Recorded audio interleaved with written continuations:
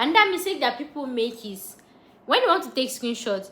For example, if somebody said, I will buy you, don't kinikon, and then they keep still talking. Most mistake that people make is they will screenshot that I will buy you and then run to court. No, now we need to see the remaining conversation, because the question will be like, when this person say I will buy you, you too, what did you say? They always ask that question. And even when I went to police station to go and report to those students, the question they asked me that, even when they posted this too, in as much as this is a serious offense, when they posted this, you too, what did you say?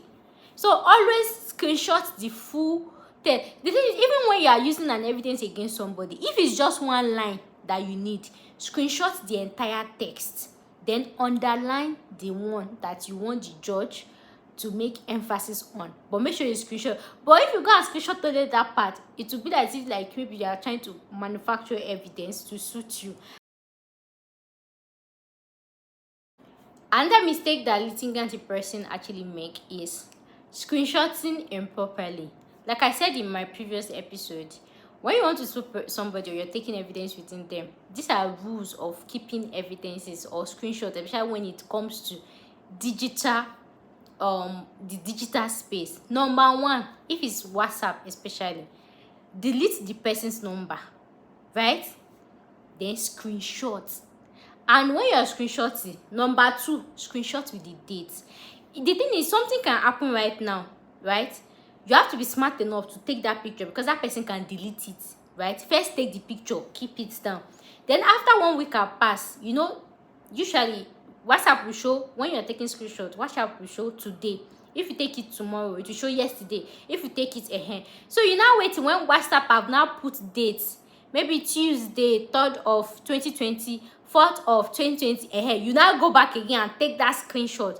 So in that screenshot, make sure the person's number is showing, make sure the time is showing, and make sure the chat is showing.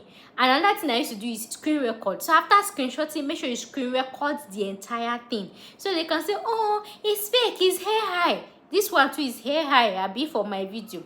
And then another thing again is, depending on the jurisdiction, right? There are some jurisdictions that will actually say that for them to admit an electronic communication, you need to have a particular certificate. So make sure to find out in the jurisdiction that you have, maybe they require that or not. But another thing that will help you is, if the defendant or the person did not deny this thing, you don't really have issue with looking for that certificate. But just to be on the safe side, and the certificate is actually free, so it's more like you taking your phone to a particular government approved certified digital certification center.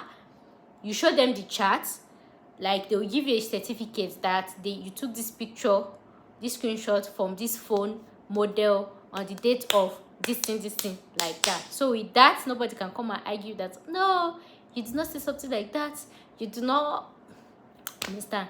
So that's another mistake that people make regarding screenshot. And when you do your screenshots, save it in your savest album. In fact, if you can save it like 2 or 3 places, make sure you save it. And when it comes to email as well, when you're taking screenshot of emails, you know that thing that has view, make sure that you first start taking the email from the subject. From the subject side, it will show the emails of the recipient. Then it will also show the time. You know, that's how email is. Then before we not even go to the subject. So for example, maybe the person just sent you just like a small line of email. Me, by the time I finish taking the screenshot of that email, is almost like 2 pages, because I start from the subject of that email, for that subject to cover the recipient of the subject, the time, the date, like that, before I now move towards the mail itself, before I now screenshot it.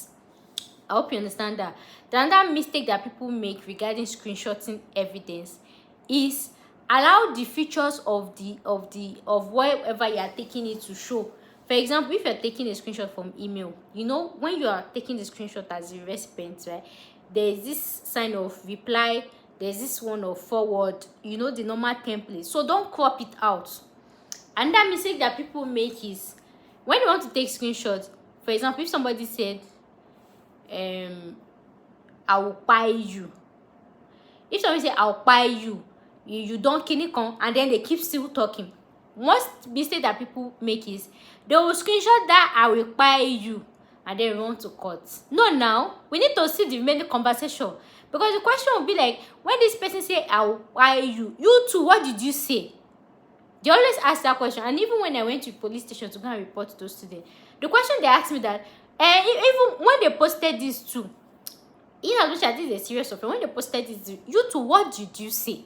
So always screenshot the full text. The thing is, even when you are using an evidence against somebody, if it's just one line that you need, screenshot the entire text, then underline the one that you want the judge to make emphasis on, but make sure you screenshot. But if you go and screenshot only that part, it will be as if like maybe you are trying to manufacture evidence to suit you, and the person can come and argue that they don't mean it in that context, because like I said, the judge wants to see the full conversation, so they'll be able to understand like and perform the reasonable man test, that does this person mean this in this context. For example, as a Nigerian, we'll make use of all these words a lot. If I'm talking to myself, my friend, for example, and maybe I was eating pizza, for example, and as I was eating, that friend just snatched the pizza from me, right?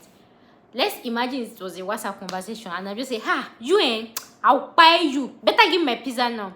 In that context, the friend, George, everybody knows that's how we joke, that buy means give me my pizza, Joe. But then in another context, I say, if you don't give me my money, I'll buy you, between a hair vendor and a customer. Obviously, that's not a joke, right? So that's why context matters in the email. So don't just screenshot the part you want the judge to see. Screenshot the entire conversation and cycle the part that you want the judge to see. I hope you understand that. Yeah.